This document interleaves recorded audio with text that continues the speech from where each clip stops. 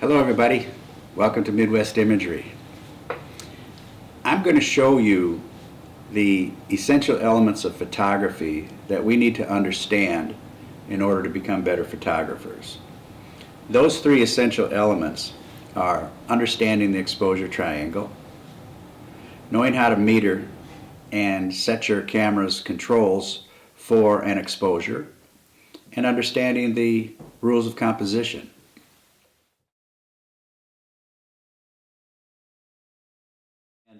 So let me start with the exposure triangle.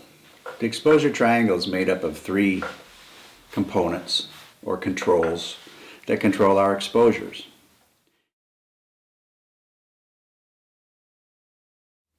The first one that I like to start with is the ISO. And the ISO is simply a measure of your camera's sensitivity to light. When we're in adequate light, bright, sunny days, such like that, and then we keep our ISO low, around 100, 200, 400. As our light starts to fade, then our ISO changes higher. It can be anywhere from 800 to 10,000 plus. Before I go any further though, I'm going to tell you that your camera is set by default from the factory on auto ISO. And we're going to find in your manual or on the interweb where to turn that off, because we're learning how to make better pictures in manual mode. So find out where you turn off your auto ISO and turn that off, because that's a control that we're going to want to tell the camera where it should be instead of having the camera tell us where it wants to be. Moving on to the aperture. The aperture is the opening in your lens that lets light get through to your sensor. More importantly, the aperture controls the depth of field. And the depth of field is very important in photography in that it lets you eliminate distracting elements in the backgrounds and foregrounds of your shot. It helps you to focus your viewer's eye right to where you want them to look in your pictures. It can make an image very sharp from foreground to background. And depth of field can be defined as the area of acceptable sharpness from near to far in an image. And sometimes it's acceptable very, very shallow, and sometimes it's acceptable very, very wide. Depth of field. I'll show you a couple of exercises that you can do at home so that you can see what changing the depth of field does for your pictures. The next component of the exposure triangle is the shutter speed. And the shutter speed just controls how long the light coming in through your aperture reaches the sensor. Your shutter speed can be very fast to stop action, or it can be very slow to get water smoothed out, stars trailing across the sky. These three exposure controls work together to create our base exposure that we can then build off from. And the beauty is we have a way to tell instantly if our exposure is correct. And that's our camera's meter.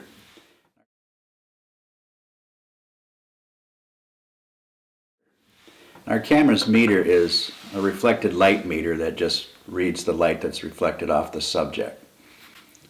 It works very well, and there's a meter readout that you can look at to see exactly if you're indicated, which means the camera believes that that's a good starting point or not.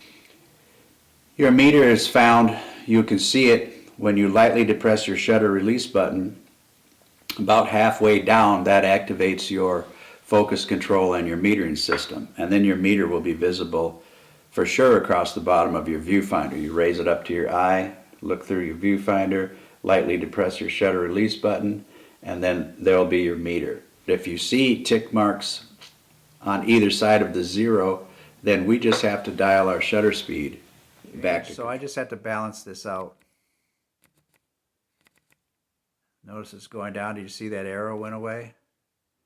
So I'm going to keep spinning my shutter speed dial till it gets right back under 0. Now I'm balanced, and this is the shot that I'm going to make. This is just, it's just that easy. All that information is right there for you. It's an instant readout to tell us where our shot is indicated that we can start with at that point.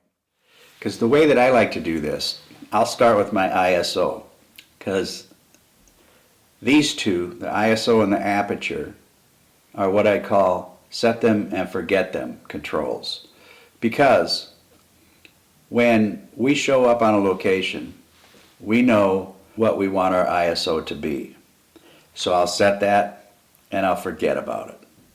The next component is the aperture.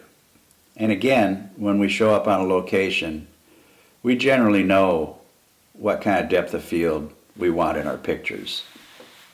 So we'll set our aperture accordingly and forget about that. Now that just leaves us with one of those 3 components of the exposure triangle that we have to deal with. And that's the shutter speed. And again, we have an instant way of seeing whether our shutter speed is indicated or not.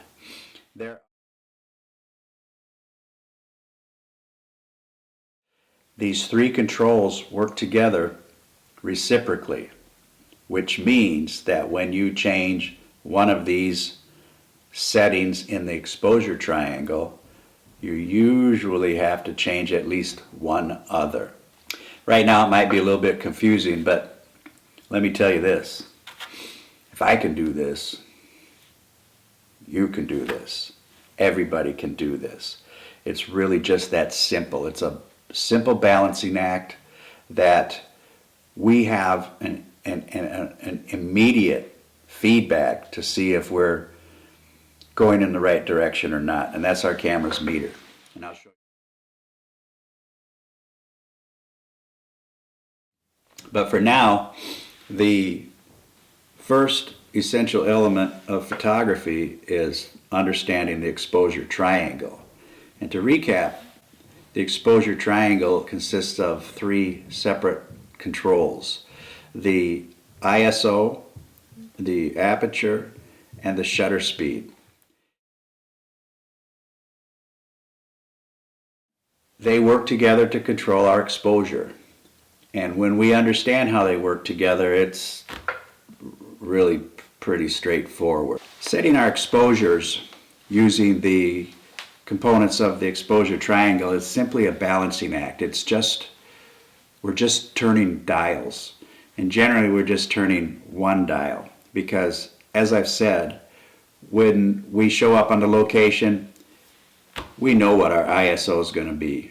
If it's super bright, sunny day, I'll set it at 100 and forget about it. And then I need to decide what depth of field do I want. If I want a shallow depth of field, I maybe start at 2.8 and set my aperture to that and forget about it. Now all I have to do is balance my shutter speed, just do a little balancing act till my meter shows that I'm indicated. It's really that easy. We're just balancing a readout, and we can see it as we're changing one setting, whether our balancing act is working or not. And if it's not, we just dial it one way or the other. It's really that simple. We set 2 of those components and forget about them. And that just leaves us 1. I'll show you an exercise that will have you dialing in these settings yourself. It will have you metering, setting these controls for exposure, and controlling the depth of field. Because when you see how these settings change your photography, then you can start to see how you can make your camera work for you better. So I'm going to keep this one kind of short, because the exposure triangle, in my experience, teaching others just like you how to become better photographers, it can be a little bit confusing. But again, I cannot say this enough, that if I can do this, you can do this. So that's going to do it for today. Thanks for watching, and I'll see you soon.